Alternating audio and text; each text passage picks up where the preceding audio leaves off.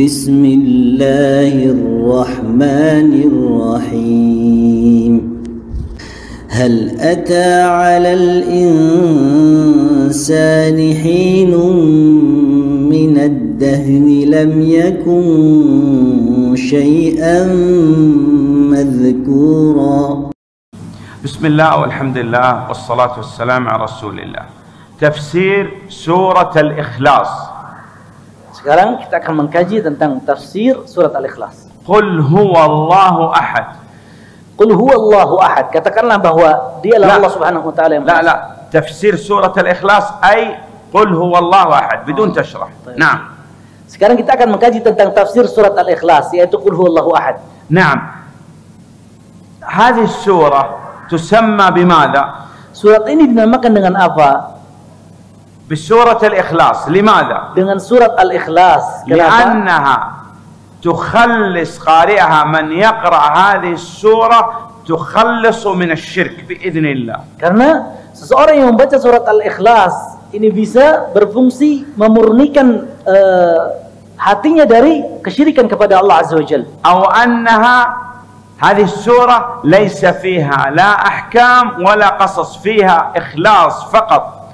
Karena alasan yang kedua, di dalam surat ini tidak disebutkan yang berkaitan dengan hukum ataupun kisah. Ya, di dalam surat ini hanya disebutkan yang berkaitan dengan keikhlasan kepada Allah Azza wa Jalla. Al-Quran فيه خبر عن الله توحيد.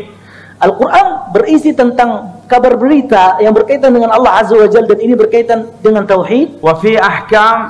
Di dalam Al-Quran juga disebutkan وفيه hukum-hukum. قصص. Di dalam Al-Quran juga disebutkan kisah-kisah. سورة الإخلاص أخذت هذا القسم فقط إخلاص لله سبحانه وتعالى. Dan surat Al-Ikhlas hanya membahas dan mengkaji bagian tertentu saja, yaitu yang berkaitan dengan keikhlasan kepada Allah Azza wa Jalla. ولهذا من فضائل هذه السورة أنها ثلث القرآن.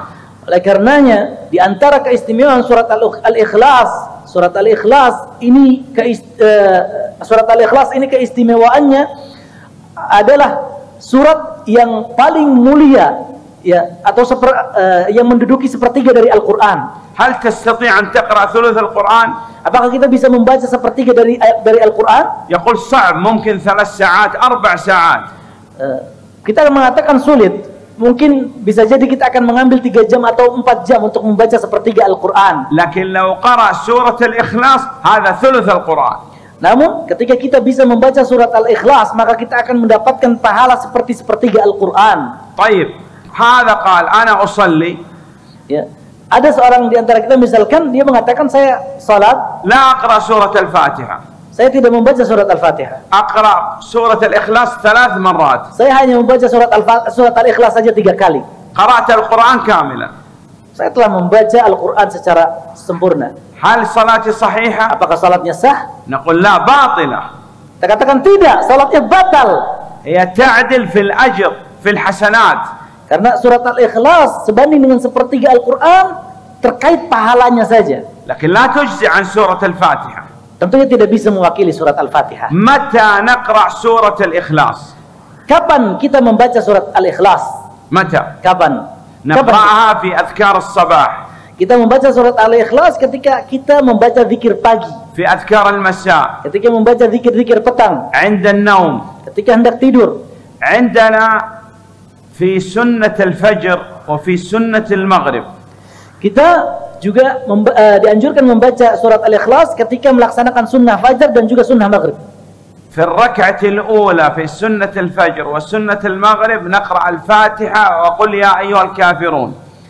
Pada rakaat pertama di sunnah fajar dan di sunnah maghrib, kita membaca surat Al-Fatihah dan surat Qul ya ayyuhal kafirun. وفي الركعة الثانية نقرأ الفاتحة وسورة الإخلاص قل هو الله أحد. Dan pada rakaat keduanya kita membaca surat Al-Fatihah dan surat Al-Ikhlas Qul huwallahu ahad. كذلك في سنة الطواف.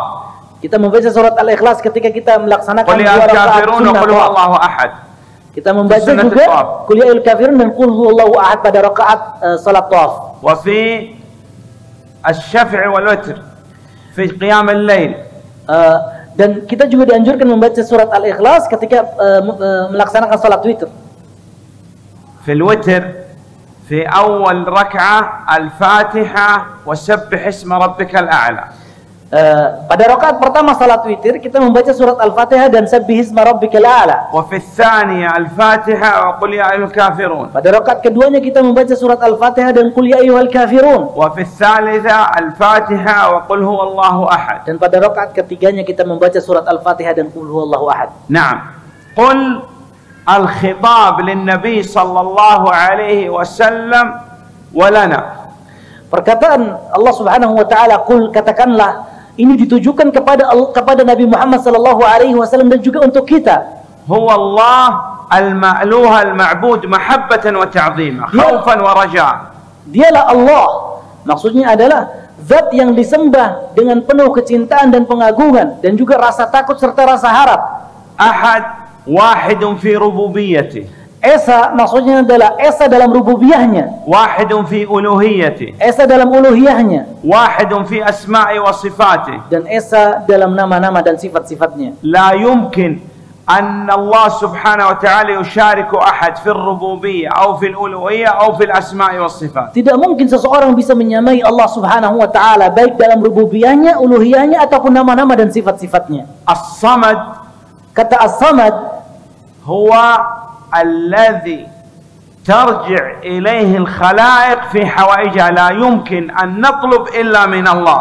maksudnya adalah tempat meminta segala sesuatu atau segala sesuatu yang diperlukan oleh seorang makhluk, tempatnya adalah Allah Subhanahu wa taala, itu meminta kepada Allah. الصمد هو الذي مستغني عن كل شيء وكل شيء مفتقر إليه. Dan kata As-Samad itu juga diartikan bahwa Allah Subhanahu wa taala tidak membutuhkan apapun, namun semua selain Allah Subhanahu wa taala itu membutuhkan dan memerlukan kepada Allah Azza wa Jalla. الصمد هو الذي لا يأكل ولا يشرب. As-Samad لا يحتاج إلى أكل أو شرب. itu adalah yang tidak membutuhkan makan dan minum, لا يحتاج إلى شيء. tidak membutuhkan apapun. الصمد هو السيد الذي كمل في أسمائه وصفاته. نعم. As-Samad adalah pemimpin yang kepemimpinannya sempurna, ya, baik itu pada nama-nama dan sifat-sifatnya. كمل في ربوبيته في ألوهيته. Sempurna dalam rububiyahnya dan uluhiyahnya. رب كامل سبحانه وتعالى. Rabb, seorang Tuhan yang sangat sempurna. الله سبحانه وتعالى ليس له والد ولا ولد، ليس له أب ولا أبناء. Allah Subhanahu wa taala tidak memiliki orang tua dan juga tidak memiliki anak. لماذا؟ Kenapa? لأن الله مستغني عن كل شيء. Karena Allah Subhanahu wa taala tidak butuh dari siapapun. ولأن الله سبحانه وتعالى كامل ليس بناقص سبحانه وتعالى. Dan juga karena Allah Azza wa Jalla sempurna, tidak memiliki kekurangan sedikit pun. ولا يماثل شيء. Dan tidak ada yang bisa menyamai ataupun menandingi Allah Azza wa Jalla. ليس لله مثيل، ليس لله كفء، ليس لله ند. Allah Subhanahu wa taala tidak memiliki seseorang yang serupa dengannya dan tidak memiliki tandingan ataupun apapun. لأن الله سبحانه وتعالى رب كامل. Karena Allah Subhanahu wa taala adalah Rabb yang maha sempurna. لأن المخلوق ناقص. Adapun makhluk, ya, memiliki banyak kekurangan. والله أعلم. Allahu